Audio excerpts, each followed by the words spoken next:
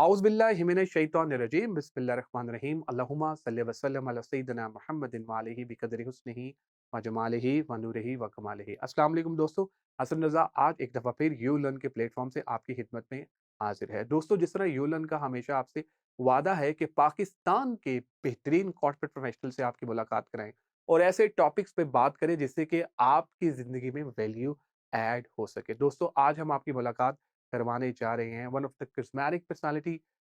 HR में इनका बहुत नाम है।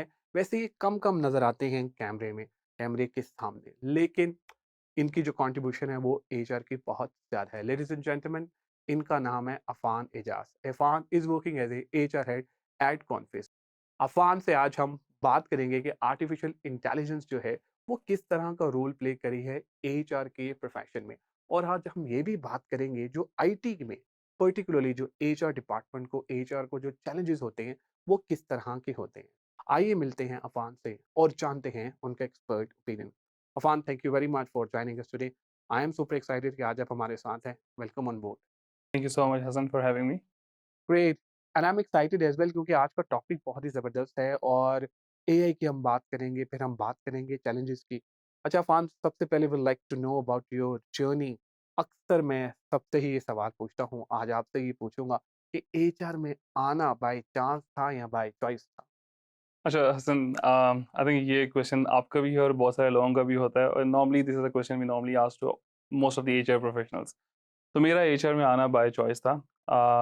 It was a very focused decision which I took at that point in time कि मुझे एचआर में ही करियर परस्यू करना है। तो क्या कोई रोल मॉडल था अपने ज़हन में कि जैसे कहते हैं कोई टीचर मिल जाता है या कोई अपना ही मिल जाता है जिसमें एचआर का टच नज़र आ रहा होता है? बिल्कुल, जब मैंने यूनिवर्सिटी ज्वाइन किया वहाँ पे उस टाइम पे जो डीन थे, तो that played an important role, जिसके देखते हुए मैंने ये डिसाइड किया कि ऑब्वियसली एचआर इज समथिंग जो मुझे परस्यू करना है। और कौन-सा ऐसा पर्टिकुलर एरिया था जिसमें आपने कहा था यार मैं रिक्रूटमेंट में जाना चाहता हूँ, ट्रेनिंग एंड डेवलपमेंट में, कॉम्पेन बेन में, परफॉर्मेंस अप्रेज़ल में, क्या सोचा हुआ था? अच्छा, उस टाइम मैंने कुछ सोचा भी नहीं था। मुझे ये था कि मुझे एक एचआर जर्नलाइज़्ड एक्सपीरियंस चाहिए और उसके अंदर ये था कि then I have worked across different fields. तो और मुझे यही था कि I don't want to limit myself to one point. जैसे कोई मुझे ये कहे कि अच्छा he is just a talent professional और एन ऑप्स प्रोफेशनल। तो मुझे ये था कि I need to have an all rounded sort of an experience teacher in the. Journalist you want yes. That. बिल्कुल सही। अच्छा, अब ज़रा अफ़ान हम बात करते हैं जो कि हमारा टॉपिक है, एआई इन एचआर और पर्टिकुलरली जो चैलेंजेस हैं इस टाइम जो टेक सेक्टर में।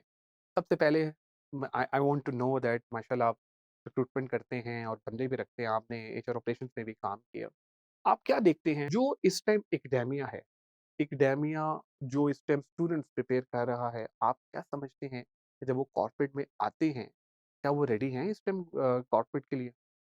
अच्छा Hasan, again this is a very open question और हर फ़ील्ड के ऊपर ना इसका एक डिफरेंट आंसर हो सकता है। Let's talk about the HR professionals जो एकेडमिक इस टाइम पे प्रोसेस कर रहा है, जो फ्रेश ग्रेजुएट्स आ रही हैं। Do we really have them? Do they really have the right skill set? Do they really have the right capability? I think, or some most importantly, do they really have the right attitude to work in the HR in a corporate organization?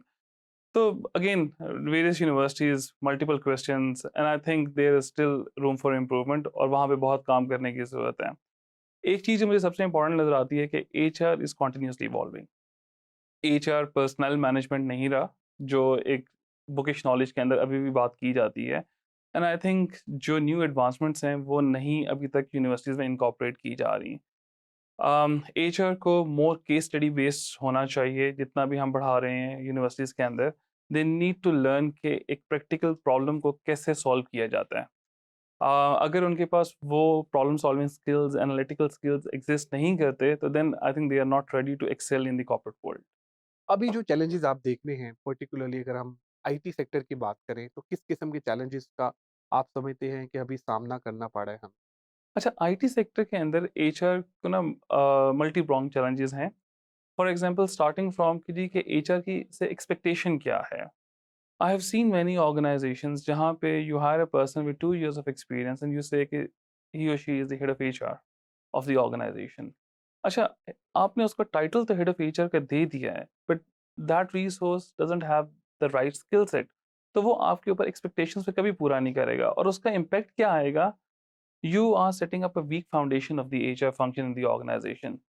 HR function का जो role है that is primarily कि वो एक strategic partner है rather than आपके ना एक ऑपरेशनल डिपार्टमेंट है वो उसको अपने आप स्ट्रेटेजिक डिसीजंस में इन्वॉल्व करें तो they can like add a lot of value to the business but अगर आपके पास वो रिसोर्सेज ही नहीं है तो हाउ कैन यू एक्सपेक्ट कि वो आपके पास कोई वैल्यू ऐड करेंगे on top of that I think HR के अंदर again those people who are coming from the various large corporate organizations and they're like transitioning into the IT sector, uske upar obviously they have an edge because they have been groomed in that way where they have been exposed to different HR systems, HR policies, and they have worked across different horizons, right? So वो एक value add कर रही हैं. However, at the other end जो जिसने एक tech industry से start किया है ऑब्वियसली उसको या एक स्टार्टअप में स्टार्ट किया है तो उसने हर चीज़ को खुद लर्न करना है उसके अपने एडवांटेजेस हैं मैं उसको डिस्काउंट नहीं करता बट उसके एक अपने एडवांटेजेस हैं but at the same time उसका जो लर्निंग पाथ है उसके ऊपर there is still long way to go thirdly मुझे टेक इंडस्ट्री के अंदर जो सबसे बड़ा एचआर फर्टर्निटी के लिए चैलेंज नज़र आता है इस टाइम पे एक तो we have limited tech resources जिसको जितनी भी टेक कंपनीज हैं वो generally they try to acquire resources on top of that tech industry के अंदर there is no significant reward structure exist नहीं करता most of the telcos or FMCGs they use either Hayes methodology or Mercer methodology जिसके ऊपर आपने अपने job rates को job roles को बेंचमार्क किया होता है आपकी एक जॉब क्लैरिफिकेशन का प्रोसेस रन हो इवैल्यूएशन का सॉरी प्रोसेस रन हो रहा होता है हम उसको रोल आउट करते हैं and then they are benchmark against either Hays or Mercer tech industry के अंदर ये स्टैंडर्ड एग्जिस्ट ही नहीं करते और लार्जली उसकी वजह से अगर आप कॉम्प पैरिटी में चले जाएंगे तो there is a huge disparity you can see even a software engineer of like 2 years of experience starting from like 100K and there might be a resource who is earning at like close to 400K और उसमें अब challenge क्या बनता जा रहा है आपके पास so there are like there are like limited number of resources available in the market company A भी उसी को हायर करेगी 6 महीने बाद दूसरी कंपनी उसका फर्दर प्रीमियम पे हायर कर लेगी तीसरी कंपनी उसका फर्दर प्रीमियम पे हायर कर लेगी तो इन सम वे आई फील कि ना मार्केट के अंदर एक स्टेबिलिटी की ज़रूरत है when it comes down to the reward side उसको स्ट्रक्चर करने की ज़रूरत है हमें कि how can we further improve और इसके ऊपर सारे टेक लीडर्स को ऑन बोर्ड आने की ज़रूरत है H F fraternity needs to be on boarded आपका टेक टाइटन्स का platform is a good platform जिसके ऊपर H F fraternity like come together let's have an open discussion around how we can like benchmark our rules जिसके ऊपर at least हम ये जो premium का कॉन्सेप्ट बहुत ज़्यादा आजकल चल रहा है इसको हम कंट्रोल कर सकते एग्रीड, वंडरफुल, राइटली सेड। अच्छा अफ़ान, बिल्कुल आप ठीक कह रहे हैं कि अगर नॉन टेक का अगर आप एक्सपीरियंस हो तो आपने वो लहजे देखे होते हैं, वो सियासतें देखी होती हैं, आपने वो सिचुएशंस देखी होती हैं। एग्रीड। लेकिन जो ही नॉन टेक का बंदा टेक में आना चाहता है, सेठ साहब कहते हैं इसका तो टेक एक्सपीरियंस ही नहीं है, ये तो हमारी चीज़ें नहीं समझता, ये तो बिज़नेस को नहीं समझता। आप उन सीएस को, उन सेठ साहिबान को, पर्टिकुलरली स्टार्टअप्स के जो लोग हैं, जो स्टार्टअप्स के सीईओज़ हैं, उनको क्या मैसेज देना चाहिए? मेरी उस पे यही एडवाइस है कि if you really want to build a outclass HR function, you need a resource who needs to have like a good sound HR knowledge, जिसका exposure बहुत अच्छा हो HR के अंदर. On top of that, yes, IT knowledge is an important factor. उसको consider करना चाहिए. But the IT sector is not something which is like entirely different. For example, a person coming from a telco or a digital background, I believe they can like easily excel in the IT industry क्योंकि उसके पास भी वही right skill set है. IT industry के अंदर और दूसरा HR के लिए ना it's a continuous learning journey मैं एचआर प्रोफेशनल्स के लिए ये भी एक चीज़ इंपॉर्टेंट समझता हूँ कि you need to understand the business in order to win a seat at that board level table और a C level table you need to have a thorough understanding of the business. If you don't have like the business understanding, you won't be able to excel. मेरा ख्याल है मार भी हमें यहीं पे पड़ती है कि Absolutely. बिजनेस अंडरस्टैंडिंग होती नहीं और फाइनेंस वाला बाकी लोग कितने चाहिए होते हैं, वो नंबर्स पे बात करते हैं। तो ज़रा एचआर एनालिटिक्स के पॉइंट ऑफ व्यू से भी थोड़ा-सा हमें बताइए क्योंकि माशाल्लाह जो आपके साथ कन्वर्सेशन हो रही है, मैं खुद भी सीख रहा हूँ। तो उस पर्सपेक्टिव को आप किस तरह से देखते हैं कि नंबर्स की जो जब नंबर्स दिखाए जाएँ, तो किस तरह से दिखाया जाए एक डैशबोर्ड टाइप पर्टिकुलरली आईटी वाले जो हैं, वो एक ही बात करते हैं रिक्रूटमेंट की या इन्हीं चीज़ों की। चलें जी रिक्रूटमेंट ही है, लेकिन अगर उसको इस तरह से दिखाया जाए जाके सेठ को लगे कि मेरा फ़ायदा हुआ है। अच्छा अगेन इम्पॉर्टेंट है मल्टीपल मेट्रिक्स हैं एचआर की हर ऑर्गेनाइजेशन की नीड डिफरेंट है मैं आपको रीसेंट एग्जांपल्स देता हूँ कि जो सर्टेन एचआर मेट्रिक्स जो हमें नज़र आई थिंक जो टेक इंडस्ट्री में हमें प्रेज़ेंट करने चाहिए। ऑब्वियसली नो डाउट एक तो सबसे number 1 that is the turnover आपको बताना चाहिए। Then what is the retention rate of your for the last 6 months. On top of that अगर आपने टैलेंट एक्विजिशन को मेजर करना है और यू वांट टू सी कि उसका इम्पैक्ट कहाँ पे आ रहा है, start reporting the number of revenue loss, क्योंकि बहुत सारी पोजीशंस जो हैं वो हमारी स्टाफ ऑगमेंटेड रोल्स होते हैं। Every miss day is basically revenue loss. आप वो देखेंगे कितनी आपकी टैलेंट एक्विजिशन स्पीड से पोजीशंस क्लोज कर रही है और जो पोजीशंस आपके TTH like time to hire से ऊपर जा रही हैं, उसमें क्या इम्पैक्ट बिज़नेस के ऊपर आ रहा है। So help the HR team accountable from the financial matrix as well. देन आपकी ओवरऑल स्टाफ कॉस्ट क्या है? आपकी पर एम्प्लॉयी कॉस्ट कहाँ पे जा रही है? आपकी जो बेनिफिट कॉस्ट है, उसका कितना परसेंटेज है? लाइक जो हम ओवरहेड कॉस्ट की बात कर रहे होते हैं, what is like the fixed base cost में क्या है? आपकी वेरिएबल कंपोनेंट्स में कितने जा रहे हैं? तो ये नंबर्स आपको रिपोर्ट करने चाहिए। बिल्कुल सही। अच्छा, एक और question I would like to ask on the behalf of our follower. है तो वो बड़ा कंट्रोवर्शियल सा, लेकिन मैं पूछ लेता हूँ, मेरी भी ज़रा लर्निंग होएगी। अक्सर औक़ात ये देखा गया है हमारे जो टेक के एचआर के लोग हैं ना, टर्मिनेशन से बड़ा घबराते हैं। वो कहते हैं यार टर्मिनेशन नहीं करनी भाई, ये तो बड़ा मसला पड़ जाएगा।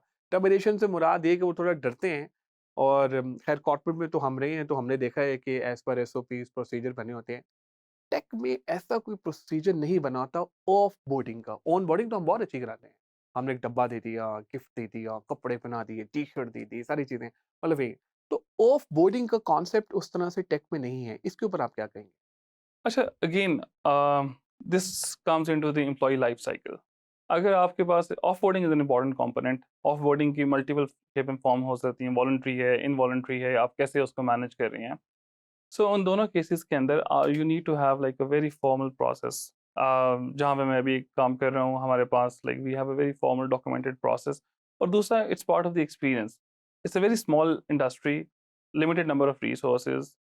यू नेवर नो कि कल वही बंदा आपके पास वापस आ जाएगा। तो make that experience memorable. Even कि आप जिस तरह उसको ला रहे हैं, अगर वो आपने बात की कि डब्बा दे के उसको ला रहे हैं, एटलीस्ट उसको एक रिस्पेक्टेबल तरीके से ऑफ बोर्ड भी करें, so that the person remember कि अच्छा यार, इन्होंने मेरे साथ एक अच्छा ओवरऑल एक्सपीरियंस था इनका, and they are actually the brand ambassador of the company. और वर्ड ऑफ माउथ बड़ा स्प्रेड करता है। आपकी लिंक्डइन पोस्ट के ऊपर डिफरेंट लोग कमेंट्स कर रहे होते हैं, आपका ग्लासडोर रिव्यू होता है एंड ऑल दैट। तो these things matter a lot. और ये ओवरऑल एम्प्लॉयी एक्सपीरियंस का पार्ट है और इसको डेफिनेटली हमें इम्प्रूव करना चाहिए। Thank you very much Afan for your time, for your support love. You are an amazing speaker by the way. बहुत अच्छा लगा आपके साथ। Thank you so much. आप लोगों का भी बहुत शुक्रिया आज के एपिसोड देखने का। मैं उम्मीद करता हूँ कि आज के एपिसोड आपको पसंद आएगी। दोस्तों, अपना फीडबैक हमसे ज़रूर शेयर कीजिएगा ताकि हम भी इम्प्रूव कर सकें। दुआओं में याद रखिएगा। इंशाल्लाह अनकरीब एक नए टॉपिक, नए गेस्ट के साथ आपकी खिदमत में दोबारा हाज़िर होंगे।